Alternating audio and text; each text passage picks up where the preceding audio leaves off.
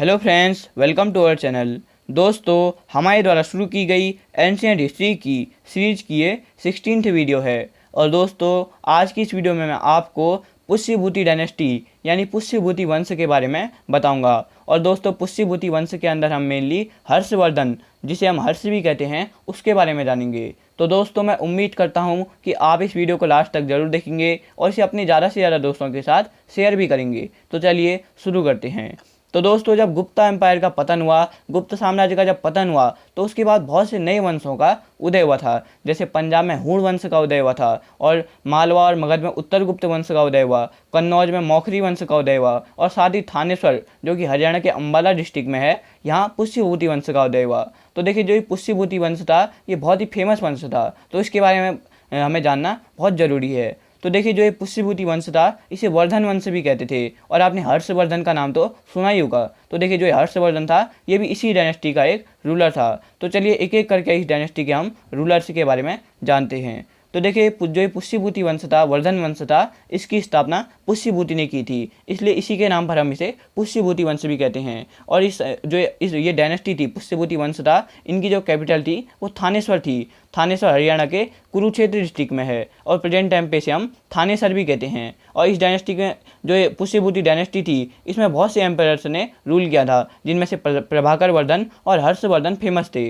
तो देखिए, जो ये प्रभाकर वर्धन था, इसके दो बेटे थे, राज्यवर्धन और हर्षवर्धन, और साथ ही इसकी एक बेटी भी थी जिसका नाम था राज्यश्री। तो देखिए, जो प्रभाकर वर्धन था, उसके बाद उसका बेटा राज्यवर्धन नेक्स्ट एम्परर बना, अगला शासक बना। और जो राज्यश्री थी, उसकी मैरिज ग्रहवर्मा के साथ हुई। लेकिन एक मालवा का रूलर था जिसका नाम था देवगुप्त, उसने ग्रहवर्मा की हत्या कर दी और उसकी पत्नी राज्यश्री को बंदी बना लिया। तब जो ये राज्यवर्धन था, उसका भाई, उसने देवगुप्त के साथ युद्ध किया और उसे मार दिया। लेकिन बाद में देवगुप्त का जो दोस्त था, मित्र था, शशांक, उसने राज्यवर्धन को मार दिया। देखिए, जो ये शशांक था, ये गॉड एक जगह है, वहाँ का रूलर था, और ये शैव धर्म यानी भगवान शिव को मानता था। और इसने जो बोध गया है, जहाँ गौतम बुद्ध को ज्ञान की प्राप्ति हुई, वहाँ बोधि वृक्ष है। जिस पेड़ के नीचे गौतम बुद्ध को ज्ञान की प्राप्ति हुई, उसे बोधि वृक्ष कहते हैं। उस वृक्ष को इसने काट भी दिया था। तो देखिए, जो ये राज्यवर्धन था, उसकी डेथ के बाद उसका भाई हर्षवर्धन, जिसे हम हर्ष भी कहते हैं, वो 606 AD में रूलर बना था। और जब हर्ष रूलर बना,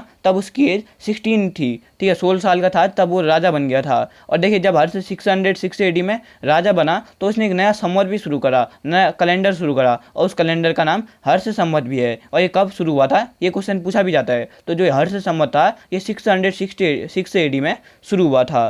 तो देखिए, जब हर्ष रूलर बना, तो सबसे पहले उसने अपनी बहन राज्यश्री को ढूंढा, और उसके बाद हर्ष ने कन्नौज को अपनी कैपिटल बनाया, यानी हर्ष ने थानेसर से कन्नौज को अपनी कैपिटल बना दिया था। तो देखिए, हर्ष के बारे में हम जितनी भी ये जानकारी जानते हैं, इन्फॉर्मेशन जानते हैं, ये उसके दरबारी कवि यानी कोर्ट पोएट बाणभट्ट की बुक से मिलती है। बाणभट्ट ने हर्षचरित और कादम्बरी बुक लिखी थी। जो ये हर्षचरित बुक है, ये हर्ष के ऊपर बेस्ड है। आपने इन बुक्स के नाम सुने भी होंगे। और हर्ष से जुड़े, देखिए, जो ये हर्ष है, इससे जुड़े बहुत से क्वेश्चन कई बार एग्जाम में पूछे भी जाते हैं। तो हर्ष के बारे में आपको A to Z सभी बातें पता होनी चाहिए। तो चलिए शुरू करते हैं हर्ष के युद्धों से। तो देखिए, हर्ष ने गौड़ के शासक शशांक के साथ युद्ध भी किया था, और इस युद्ध में उसने शशांक को हराया भी था। और देखिए, जो हर्ष था, ये अपना साउथ में भी एम्पायर फैलाना चाहता था। लेकिन साउथ में जब ये अपना अभियान चला रहा था, तो इसे नर्मदा नदी के किनारे एक रूलर था चालुक्य वंश का, पुलकेशिन II, उसके साथ युद्ध करना पड़ा। जो पुलकेशिन था, ये आज के कर्नाटक और जो महाराष्ट्र है, यहाँ के एक बड़े एरिया पर रूल करता था,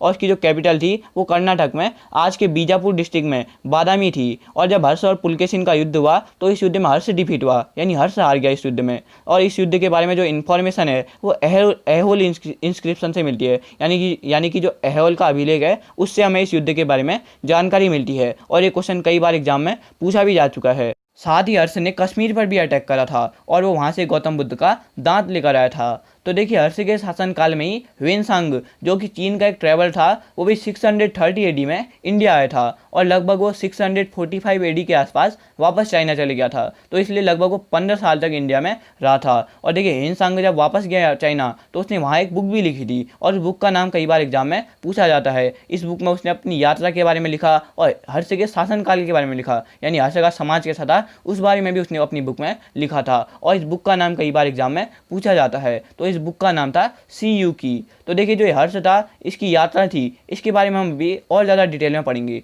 तो देखिए जो ये हर्ष था इसका जो एम्पायर था वो फ्यूडल था, यानी सामंतवादी व्यवस्था पर था, ठीक है। और देखिए हर्ष ने बहुत सी उपाधियां भी ग्रहण की थी, जैसे उसने परम भट्टारक, महाराजाधिराज, चक्रवर्ती, सार्वभौम परमेश्वर, सकलोत्तर पथेश्वर और ये उपाधियां भी धारण की थी। साथ ही जो हर्ष था इसे शिलादित्य भी कहा जाता है, जैसे हेनसांग ने इस हर्ष को शिलादित्य कहा है। हेनसांग ने लिखा था कि जो हर्ष था उसकी जो सेना थी वो चतुरंगिनी थी, यानी जिस सेना में 4 टुकड़ियां होती हैं उसे चतुरंगिनी सेना कहा जाता है। जैसे एंशिएंट टाइम में जो सेनाएं होती थी जिनमें पैदल सेना, घुड़सवार सेना, रथ सेना और हाथी होते थे, उन्हें हम चतुरंगिनी सेना कहते थे या इसे चतुरंग सेना भी कहते थे। और ऐसा पाया गया कि जो हर्ष के पास सेना थी वो एक बहुत बड़ी सेना थी, जिसमें अप्रॉक्स 60,000 यानी 60,000 हाथी थे और लगभग 1 लाख उसके पास घुड़सवार थे। और हर्ष के राज्य में जो इनकम थी यानी जो आय थी उसका जो मेन सोर्स था वो फार्मिंग था, यानी राज्य में खेती से सबसे ज़्यादा इनकम होती थी। और साथ ही एक क्वेश्चन ये भी अक्सर पूछा जाता है कि हर्ष के शासनकाल में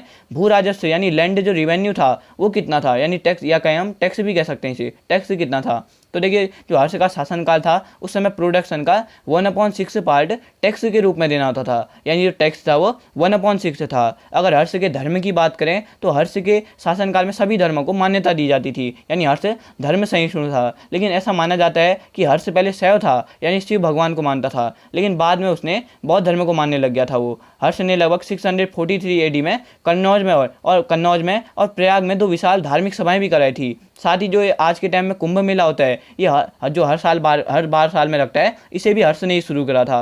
तो देखिए जो ये हर्ष था ये एक कुशल शासक तो था ही, साथ ही एक साहित्यकार भी था। इसने 3 नाटकों यानी ड्रामा को भी लिखा था, जिनके नाम कई बार एग्जाम में पूछे जाते हैं। तो देखिए हर्ष ने प्रियदर्शिका, रत्नावली और नागानंद इन 3 नाटकों को लिखा था। तो देखिए हेनसांग ने भी हर्ष के बारे में बहुत सी बातें लिखी हैं, तो उन्हें जानना भी जरूरी है। तो देखिए जो हेनसांग था वो इंडिया में जो आने का उसका जो मेन पर्पस था वो नालंदा विश्वविद्यालय में पढ़ना था। हेनसांग इंडिया में नालंदा विश्वविद्यालय में पढ़ने आया था, साथ ही वो इंडिया से कुछ बौद्ध ग्रंथों को लेने भी आया था। तो देखिए जो हेनसांग है इसे वर्तमान शाक्य मुनि भी कहा जाता है। और देखिए जो ये हेनसांग था इसने यहाँ से जाने के बाद एक बुक भी लिखी थी, जिसका नाम अभी मैंने आपको बताया भी था, जिसका नाम था CU की। और साथ ही जो हेनसांग था इसने उस बुक में जो इंडिया है, हमारा देश भारत है, इसे यिंतु कहा है। और देखिए हेनसांग ने थानेश्वर में जयगुप्त नाम के बौद्ध विद्वान था जो जयगुप्त, उनसे शिक्षा भी ली थी। और जब हर्ष 637 AD में नालंदा पहुंचा, नालंदा विश्वविद्यालय में गया, तो उस समय जो नालंदा विश्वविद्यालय के आचार्य थे वो शीलभद्र थे। तो देखिए हेनसांग ने यह भी मेंशन किया है कि उस समय जो सोसाइटी थी वो 4 वर्णों में डिवाइड थी, यानी 4 वर्णों में जो हमारा समाज था वो विभाजित था, ब्राह्मण, क्षत्रिय, वैश्य और शूद्र। इसे हम वर्ण व्यवस्था भी कहते हैं। तो देखिए हर्ष ने यह भी लिखा है कि जो हर्ष था हेनसांग ने यह भी लिखा है कि जो हर्ष था उसके शासनकाल के समय इंडिया में बौद्ध विहार थे जिनमें शिक्षा दी जाती थी। साथ ही इस समय गुरुकुल भी होते थे। और इस टाइम पे जो इंडिया में एजुकेशन का सबसे फेमस जो जगह थी वो नालंदा विश्वविद्यालय थी। और पिछली वीडियो में मैंने आपको बताया था कि इस यूनिवर्सिटी को, नालंदा यूनिवर्सिटी को कुमारगुप्त ने इस्टेब्लिश किया था। और हर्ष ने नालंदा विश्वविद्यालय के भरण पोषण के लिए 100 गाँवों को दान में भी दिया था। तो देखिए यानी कि जो 100 गाँव थे इनसे जितना भी रेवेन्यू मिलता था या टैक्स मिलता था वो नालंदा विश्वविद्यालय को दिया जाता था। और हेनसांग ने भी ये भी मेंशन किया कि इस समय जो वाराणसी था वो सूती कपड़ों का जो प्रोडक्शन होता था वो वाराणसी में बहुत ज़्यादा होता था, यानी जो वाराणसी था ये सूती कपड़ों के प्रोडक्शन के लिए फेमस था।